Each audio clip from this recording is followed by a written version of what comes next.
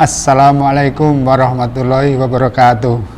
Halo adik-adik Mas Baru semuanya, selamat pagi, selamat datang di pertemuan kali ini dalam acara pengenalan prodi yang ada di Pesona kali ini ya, dengan tagline Pesona 2020 Daring Tetap Asik. Oke, jadi sebelum kami memperkenalkan prodi, maka perkenalkanlah saya, nama Sudarmanto, ringkas namanya hanya satu kata saja, Sudarmanto. Emailnya adalah darmanto@akakom.ac.id. Baik, saya mulai. Prodi kita, program studi kita itu bernama Rekayasa Perangkat Lunak Aplikasi atau RPLA, yang sebelumnya itu bernama Manajemen Informatika atau MI. Ini adalah berkaitan dengan ketetapan dari pemerintah berdasarkan nomenklatur yang sudah diperbarui, sehingga kita mengikuti dengan nama baru, yaitu Rekayasa Perangkat Lunak Aplikasi. Baik, saya ucapkan selamat kepada Anda semua telah menjadi mahasiswa baru di STMIK Akakom Prodi RPLA ini. Selamat, Anda akan insya Allah akan menjadi ahlinya IT. Ya, selanjutnya kita akan menyampaikan tentang program studi Rekayasa Perangkat Lunak Aplikasi ini. Itu secara sekilas ini umurnya sudah cukup lama, itu diselenggarakan sejak tahun 1979 ya, sudah paling lama di STMIK Akakom ini.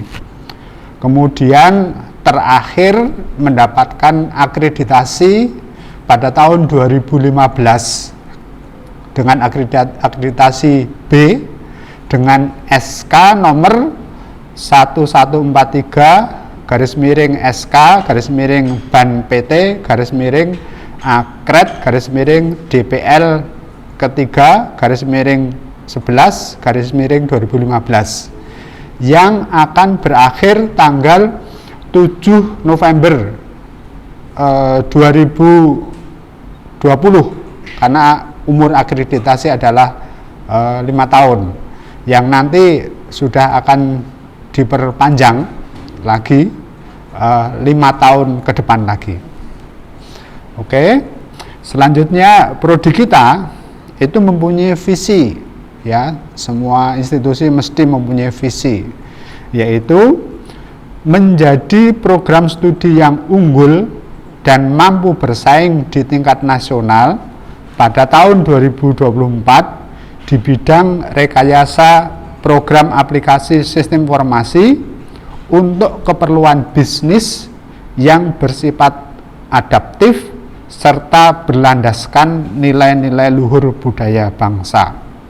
Ya, jadi ini visi ini kita mempunyai kata-kata kunci, mempunyai prodi yang unggul tahun 2024 di bidang rekayasa program aplikasi sistem informasi untuk keperluan bisnis. Ya, kata kuncinya itu. Terus juga bersifat adaptif, artinya menyesuaikan dengan teknologi terkini. Jadi akan selalu diikuti teknologi yang ada itu, dimasukkan ke dalam implementasinya di kurikulum. Kemudian dari visi itu kemudian dituangkan ke dalam misi. Ya, misinya seperti berikut. 1. Menyiapkan mahasiswa untuk memahami konsep dan proses bisnis. 2. Menyiapkan mahasiswa untuk memiliki kemampuan menguasai desain sistem informasi. Yang ketiga, menyiapkan mahasiswa agar memiliki kemampuan mengimplementasi dan mengelola program aplikasi sistem informasi yang berbasis web dan mobile. Ya, itulah visinya. yang nanti akan diimplementasikan ke dalam kurikulum. Selanjutnya, mempunyai tujuan pendidikan. Tujuan pendidikan kita di prodi ini adalah satu, menghasilkan lulusan yang memiliki kemampuan profesional dalam melakukan analisis proses bisnis dan mengidentifikasi kebutuhan informasi di bidang bisnis. Yang kedua, menghasilkan lulusan yang memiliki kemampuan profesional dalam pengembangan program aplikasi sistem informasi. Tiga, menghasilkan lulusan agar memiliki daya saing tinggi dalam dunia kerja dengan kemampuan adaptasi terhadap perkembangan teknologi informasi. Dan selanjutnya, keempat, menghasilkan lulusan yang memiliki kemampuan dalam bidang entrepreneur dalam rangka turut serta mengembangkan kemandirian bangsa dalam bidang ekonomi. Ya, itulah tujuan pendidikan kita. Kemudian lulusan juga mempunyai profil, ya. Jadi nanti Anda semuanya setelah kuliah selama 3 tahun itu diharapkan mempunyai profil lulusan yang mampu menyelesaikan rekayasa sistem informasi dalam bidang manajemen data untuk keperluan bisnis dalam organisasi dan kemasyarakatan, mampu melakukan implementasi dalam bentuk pemrograman pada platform web dan mobile, mampu mengekstrak data dari sumber luar. Jadi yang dikedepankan di sini itu adalah profilnya adalah mampu menyelesaikan rekayasa sistem informasi dalam bentuk pemrograman. Pemrogramannya nanti dalam platform web maupun mobile yang merupakan kebutuhan saat ini. Ya, dalam dunia bisnis kebutuhannya adalah suatu sistem informasi yang platformnya adalah web maupun mobile. Kemudian lulusan juga mempunyai profesi. Jadi setelah kuliah selama 3 tahun itu diharapkan itu mempunyai profesi, yaitu ada 5 yang tertulis di sini. Ya, yaitu pertama, programmer aplikasi komputer tingkat junior, karena ini sebelum A3, ya, yaitu programmer aplikasi komputer tingkat junior. Jadi yang ditekankan di sini adalah programmernya, membuat suatu program aplikasi komputer dengan kemampuan mampu menginterpretasikan hasil dari dokumen sebuah proses bisnis ke dalam bahasa pemrograman. Selain itu juga harus mampu melakukan debugging pada program yang dibuat. Jadi menerjemahkan dari suatu dokumen proses bisnis yang ada dalam suatu organisasi ke dalam suatu bahasa pemrograman. Yang kedua, profesinya bisa berupa database operator atau administrator dengan kemampuan mampu mengelola database dalam aplikasi bisnis serta mengelola hak akses setiap user. Jadi tidak dipisahkan antara suatu aplikasi dengan database, ya. Hampir semua aplikasi itu mempunyai database untuk menunjang data di dalam aplikasi itu. Maka database itu harus dikelola. Maka ini adalah salah satu profesi dalam dari profesi lulusan kita. Kemudian yang ketiga adalah profesinya web designer, yaitu mempunyai kemampuan mampu membuat rancangan konsep layout atau wireframing, membuat rancangan layout secara visual, membuat dan melakukan konversi layout visual ke HTML dan CSS, membuat atau mempercantik HTML dengan CSS, membuat efek tambahan sesuai yang dibutuhkan. Ya. Suatu aplikasi biar menarik, biar enak, ya, dijalankan, biar enak dipakai, maka mesti harus ada desainer, ya, ada desain yang baik. Maka kita juga mempunyai kemampuan di bidang itu. Kemudian profesi yang selanjutnya adalah IT support. yaitu mempunyai kemampuan bertanggung jawab untuk instalasi, evaluasi, serta peningkatan terhadap 3 objek utama seperti komputer, software, serta pengembangan sistem jaringan atau network system.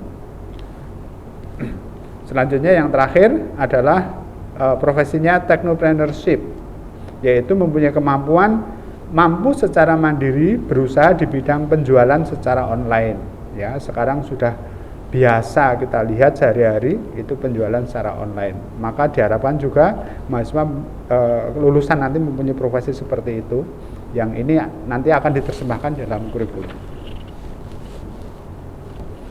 Oke,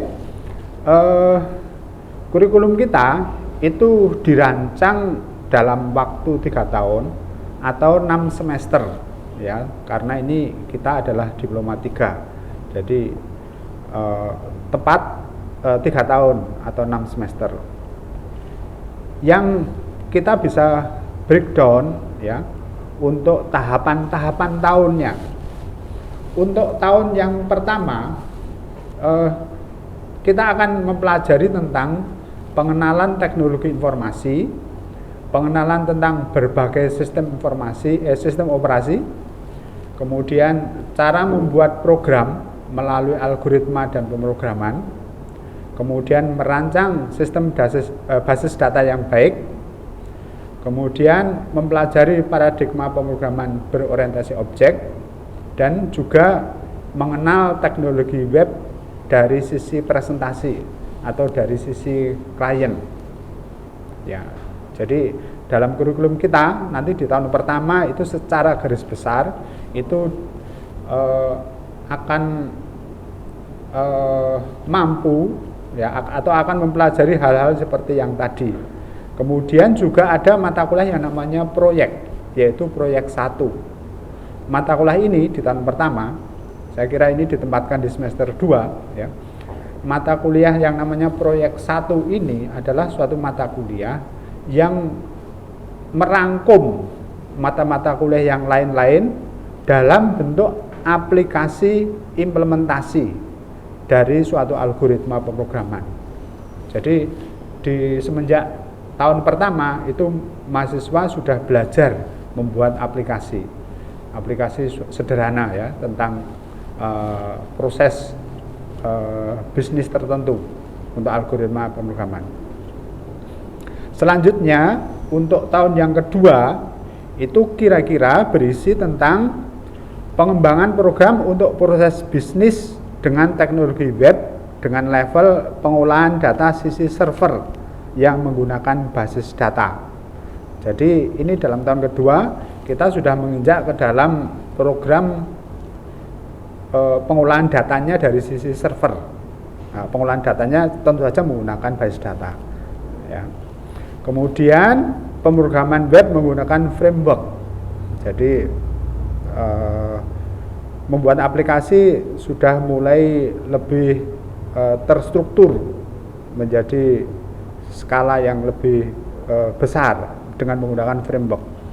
Kemudian tahun kedua juga mempelajari tentang pengembangan aplikasi mobile. Ya, aplikasi mobile sudah dikenalkan pada tahun kedua atau di semester 4 ini, itu untuk aplikasi mobile. Nanti di semester berikutnya juga ada. Selanjutnya juga ada kemampuan untuk berwirausaha, ya, untuk mendukung entrepreneurship tadi. Selanjutnya di tahun kedua ini juga ada mata kuliah yang bersifat proyek yang tadi sudah disebutkan, yaitu digunakan untuk merangkum mata kuliah yang ada di semester sebelumnya atau semester itu dalam bentuk suatu aplikasi, ya, atau program, yaitu berbasis web dengan menggunakan basis data. Selanjutnya di tahun ketiga atau tahun terakhir itu difokuskan untuk mempelajari teknologi mobile dan web secara lebih mendalam, ya, karena ini tahun terakhir untuk persiapan menuju ke proyek akhir. Kemudian yang kedua, pengantar teknologi cloud dan pengantar big data. Jadi kita juga memperkenalkan itu tentang apa itu cloud, ya, karena sekarang sudah biasa pakai cloud. Dan juga tentang big data, suatu data yang dari internet yang sifatnya besar, itu kita mempelajari walaupun hanya pengantar ya. Kemudian pada akhir tahun ketiga ini mahasiswa diwajibkan membuat suatu karya dalam bentuk proyek akhir yang berhubungan dengan teknologi web dan mobile ya. Ini adalah puncaknya. Oke, maka kemudian setelah Anda lulus nanti Anda akan bergelar AMD.Com atau ahli media komputer. Ya, adik mahasiswa, saya lanjutkan tentang sistem pendidikan, karena nanti selama Anda kuliah di STMA.com, maka Anda perlu mengikuti hal-hal ya, aturan-aturan yang ada. Ya. Sistem pendidikan yang pertama itu apa yang disebut dengan satuan kredit semester atau SKS. Jadi Anda mengenal istilah yang namanya SKS ya. Apa itu SKS? SKS itu adalah suatu takaran waktu kegiatan belajar yang dibebankan pada mahasiswa per minggu per semester dalam proses pembelajaran melalui berbagai bentuk pembelajaran atau besarnya pengakuan atas keberhasilan usaha mahasiswa dalam mengikuti kegiatan kurikuler di suatu program studi. Jadi sebuah mata kuliah itu nanti ditakar dalam ukuran yang namanya SKS. Contohnya mata kuliah X misalnya begitu ya, mata kuliah algoritma programan misalnya, itu SKS-nya 2 misalnya atau 3 ya. Bisa 1, bisa 2, bisa 3, maksimum 3 di STMA.com. Itu artinya semakin banyak SKS-nya, itu berarti beban belajar mahasiswa semakin banyak, karena materinya semakin banyak, waktu pertemuannya juga semakin banyak. Ya. Begitu. Kemudian beban akademik mahasiswa, program Diploma 3 ini adalah 110 SKS yang terbagi dalam 6 semester. Jadi 6 semester itu di setiap semesternya itu mahasiswa mempunyai beban sekian SKS ya, berbeda-beda. Nanti khusus pada semester 1 itu Anda akan mempunyai beban 22 SKS ya, 22 SKS sekian mata kuliah. Nanti ada di slide ada contohnya nanti ya. Itu. Jadi semester 1 22 SKS, semester 2 sekian SKS, semester 3 sekian SKS, dan seterusnya nanti totalnya 110 SKS. Kemudian sistem paket untuk program Diploma 3, sehingga mahasiswa harus menempuh seluruh mata kuliah yang telah ditentukan pada semester yang berjalan. Jadi mahasiswa mata kuliah yang diambil itu sudah ditentukan per semesternya. Jadi semua mahasiswa di semester 1 mengambilnya harus itu. Nanti Anda semester 2 mengambilnya juga harus itu. Semester 3 juga harus itu. Jadi tidak bisa beda-beda antar mahasiswa. Ya. Itu enak itu, seperti Anda di SLTA ya. Jadi semuanya bareng nanti bersama-sama, enak nanti. Ya, kita bisa saling membantu antar mahasiswa dalam proses belajarnya. Gitu. Dengan demikian nanti kepastian lulus tepat waktu itu akan menjadi lebih terjamin. Gitu. Selanjutnya semester. Nah, semester itu merupakan satuan waktu proses pembelajaran efektif selama paling sedikit 16 pertemuan, termasuk ujian tengah semester dan ujian akhir semester. Ya, jadi di kita ini nanti kuliah dalam satu semester itu terbagi dalam 16 pertemuan atau 16 minggu. Ya, itu 14 pertemuan itu kuliah bisa praktikum, praktek. Terus 2 pertemuannya adalah ujian tengah semester dan ujian akhir semester. Ya, jadi totalnya 16. Ini mengikuti peraturan pemerintah. Oke, selanjutnya mata kuliah kita itu terbagi atas 3 hal, 3 jenis, yaitu mata kuliah yang bersifat teori, kemudian praktikum, dan juga ada yang praktek. Ya, ada 3 jenis mata kuliah. Nah, kita bahas untuk mata kuliah teori dulu, yang disebut dengan 1 SKS kuliah teori. Itu apa? Yaitu adalah kegiatan perkuliahan tatap muka yang terstruktur, terjadwal, dan dilaksanakan di dalam kelas per minggu. Jadi setiap minggu masuk gitu ya. Sebanyak tatap mukanya 50 menit untuk 1 SKS ya. Kemudian 1 jam kegiatan penugasan terstruktur, misalnya pekerjaan rumah. Kemudian 1 jam kegiatan mandiri mahasiswa, misalnya pendalaman dengan membaca buku, ya, cari literatur di internet dan seterusnya.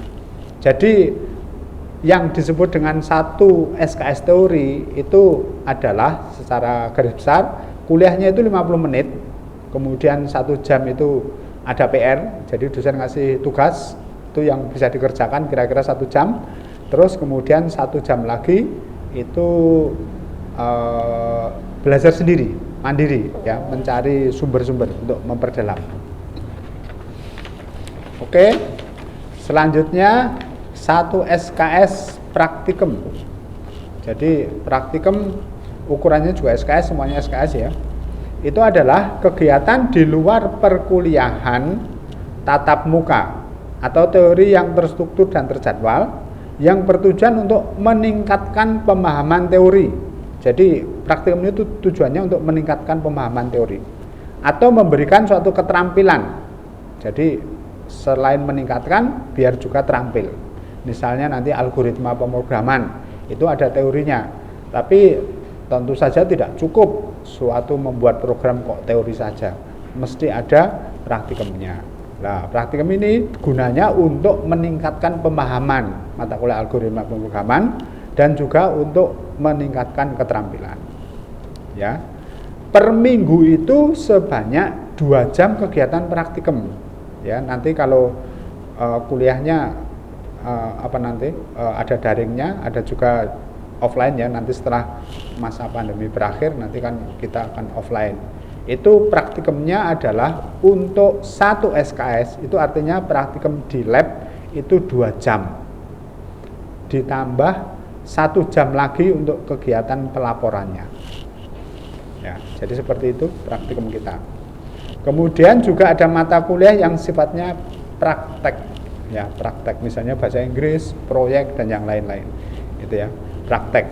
Nah, 1 SKS praktek itu definisinya adalah upaya pengembangan dan peningkatan keterampilan untuk penerapan yang sesuai dengan standar.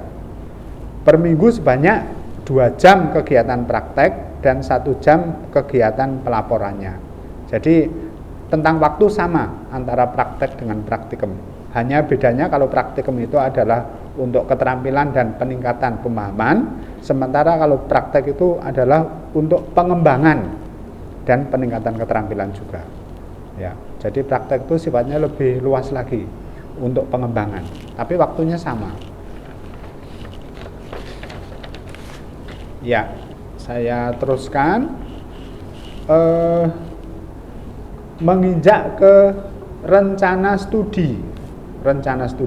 Jadi setiap awal semester mahasiswa melakukan perencanaan studi. Ya.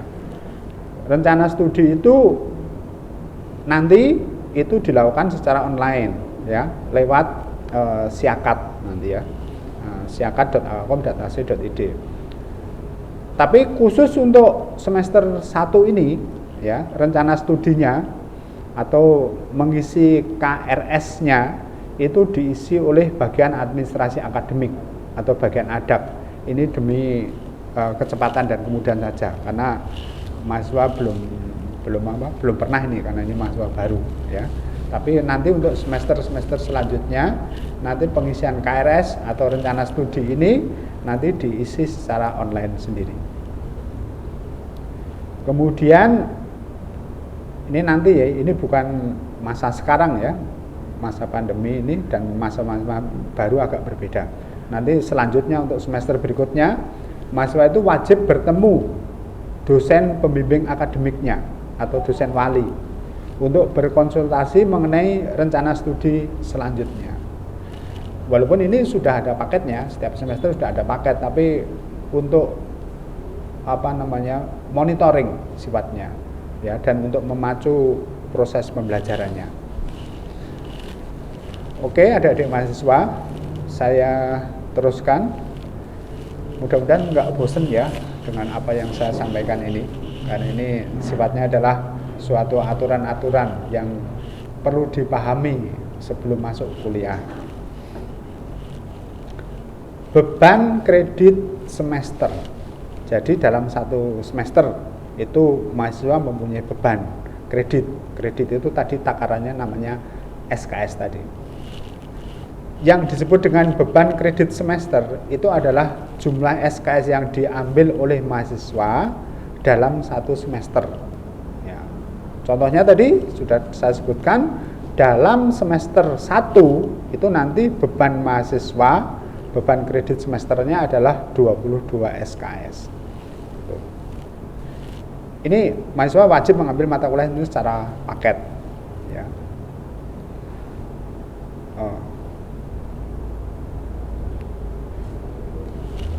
Yang dimaksud paket itu tadi apa?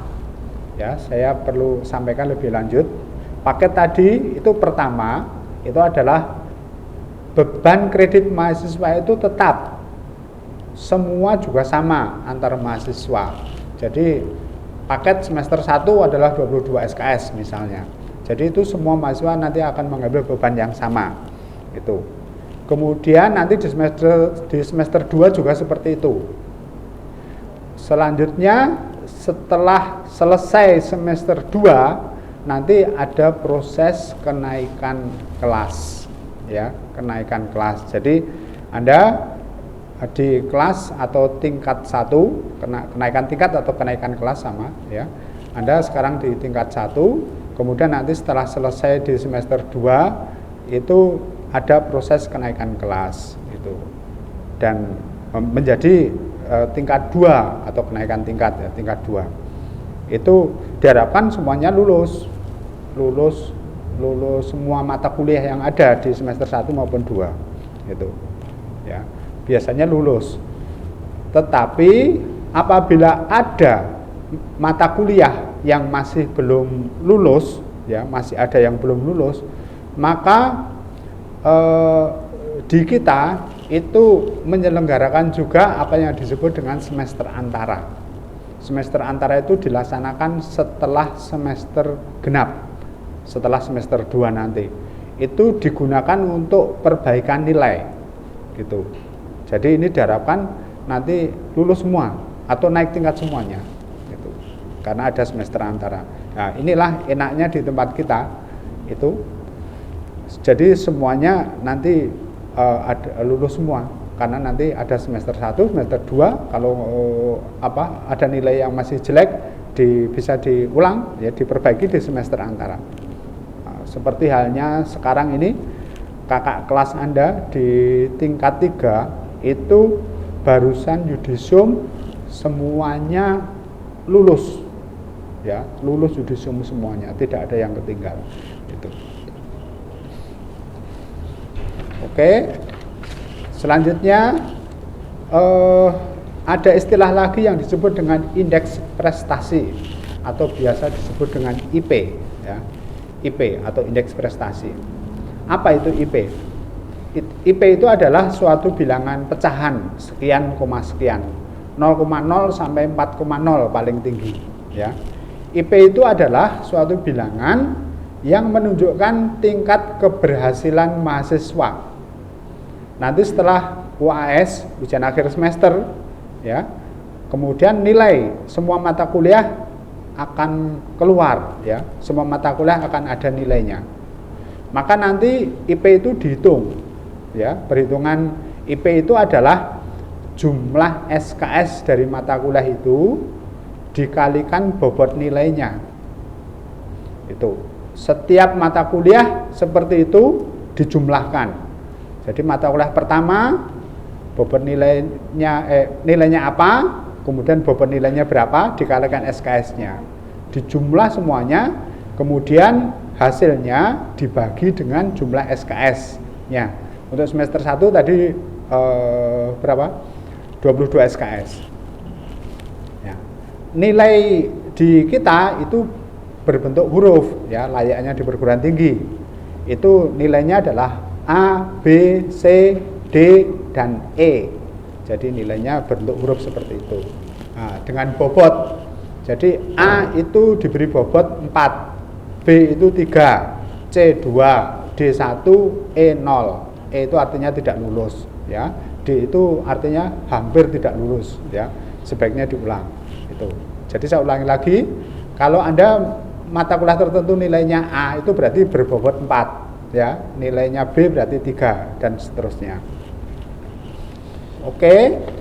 Kemudian saya kira nanti Anda ditunjukkan dalam layar itu ada contoh mata kuliah di semester 1. Itu ada 12 mata kuliah, ya. Ini yang Anda ambil di semester 1. Yaitu yang pertama pendidikan agama, kemudian yang kedua pendidikan kewarganegaraan, ketiga matematika, dan seterusnya sampai yang terakhir yang ke-12 itu praktikum sistem manajemen konten. Itu, ya. Jadi ada 12 mata kuliah. Kemudian mata kuliah itu mempunyai SKS, contohnya ini pendidikan agama itu SKS-nya 2, pendidikan kewarganegaraan 2, matematika 2, dan seterusnya sampai yang terakhir praktikum sistem manajemen konten itu SKS-nya adalah 1. Itu. Nah, SKS ini di total semuanya 22. Ya, oke. Ini saya menjelaskan secara sederhana tentang bagaimana cara menghitung IP atau indeks prestasi. Andaikan Anda nanti sudah selesai semester 1 ini, nilainya sudah keluar, itu. Ini misalkan saja ini saya kasih contoh, pendidikan agama itu nilainya A, ya. Mudah-mudahan nanti di layar ada slide-nya itu. Kemudian pendidikan kewarganegaraan B dan seterusnya sampai praktikum sistem manajemen konten itu nilainya A misalnya, ya. Contoh yang pertama, pendidikan agama itu nilainya A. A itu berarti berbobot 4. Berbobotnya 4 ya tadi ya. Terus kemudian SKS-nya adalah 2. Berarti bobot mata kuliah ini nilai bobotnya adalah 2 kali 4. SKS kali bobot nilainya. Sehingga 2 kali 4 sama dengan 8. Itu di kolom yang terakhir paling kanan itu 8. Nah, demikian juga mata kuliah yang kedua. Itu SKS-nya 2, nilainya B. B itu berarti 3. Berarti 2 kali 3 sama dengan 6. Ya. Matematika itu misalnya SKS-nya 2, misalnya nilainya C. Berarti C itu 2. 2 kali 2 sama dengan 4. Begitu seterusnya. Jadi pokoknya setiap nilai A, B, C, D, E itu diberi bobot 4, 3, 2, 1, 0. Itu dikalikan dengan jumlah SKS. Akhirnya ini totalnya ini dalam contoh kita di sini itu nilai total bobotnya adalah 69. Ya, 69. Kemudian 69 itu dibagi dengan jumlah SKS total tadi 22. 69 dibagi 22 hasilnya adalah 3,14. Itulah IP Anda apabila nilainya seperti ini, ya. IP ini cukup baik ya, cukup tinggi. Itu ya. Cukup bagus. Jadi diharapkan Anda jangan punya IP yang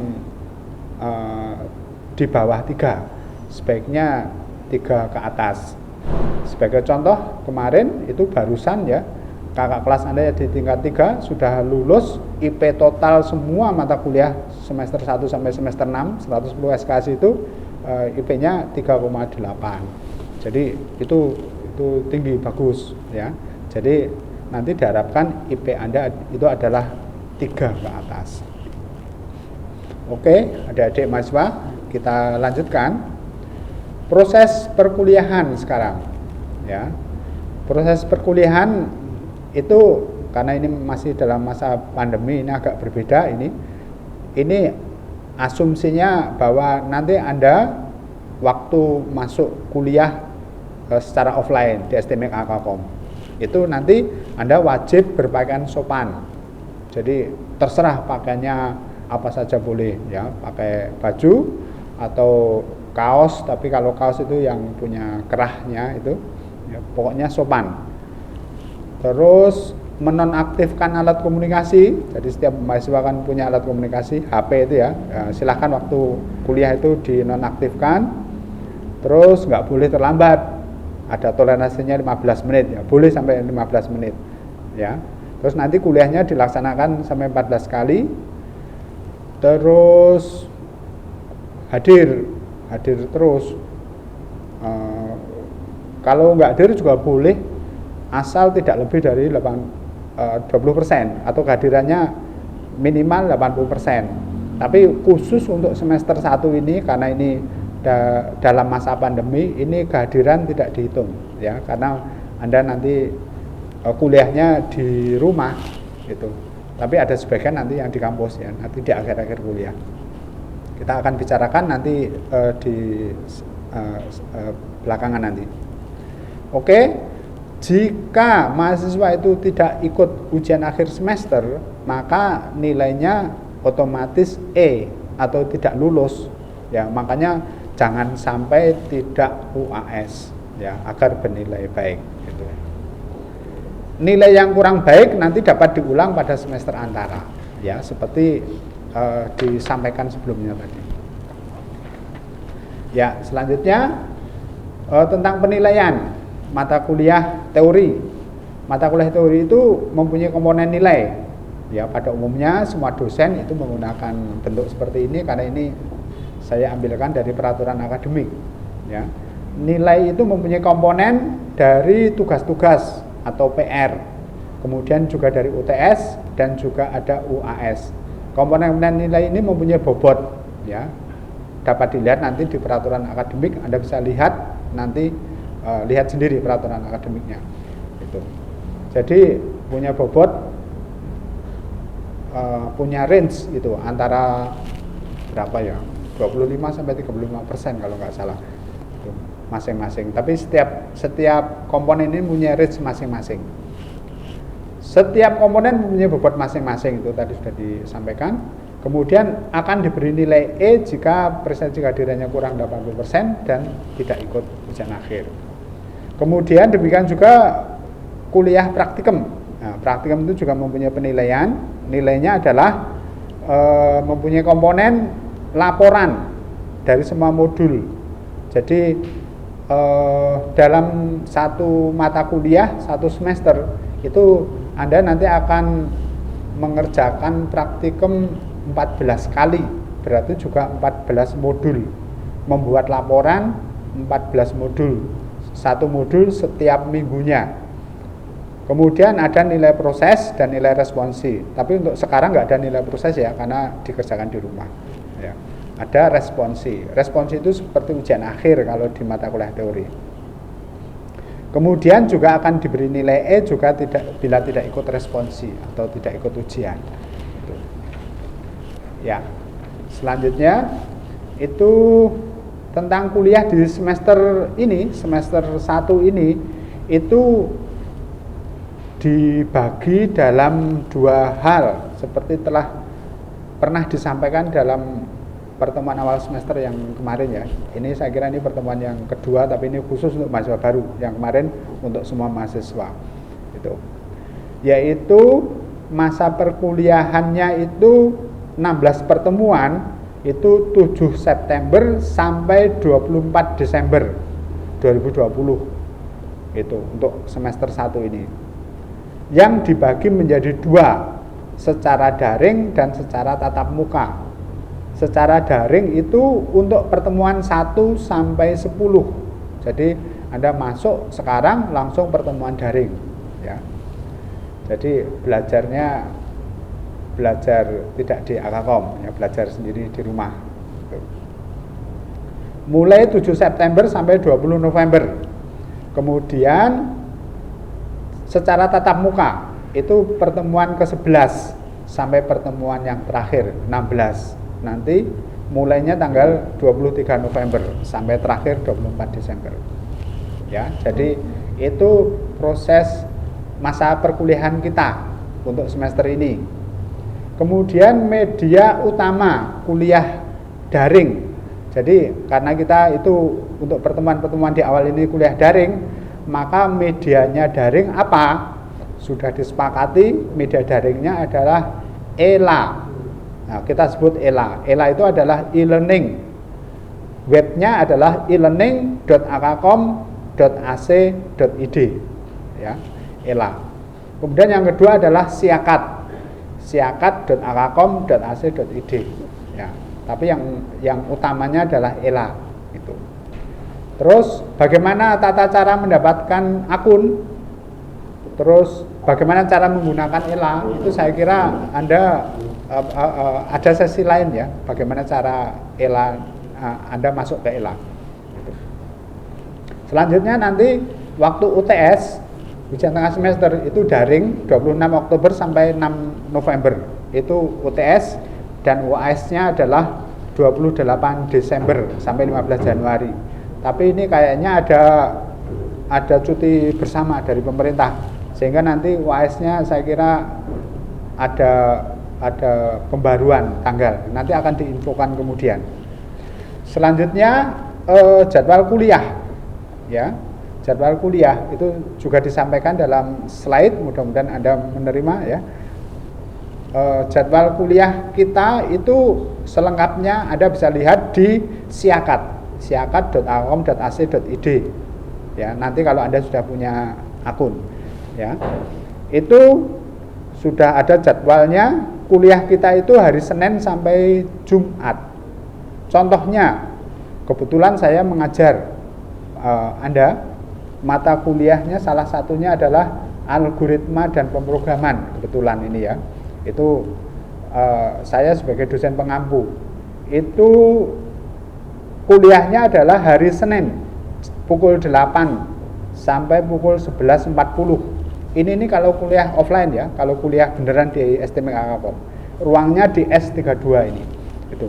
Tapi nanti karena ini kuliahnya daring, maka saya akan memberikan materi pembelajarannya itu pada hari Senin. Itu setidaknya pada hari Senin pukul 8 itu saya akan memberikan materi pembelajaran maupun tugas lewat ELA ya, elearning.akakom.ac.id ya. Jadi saya kira begitu cara membacanya tabel ini.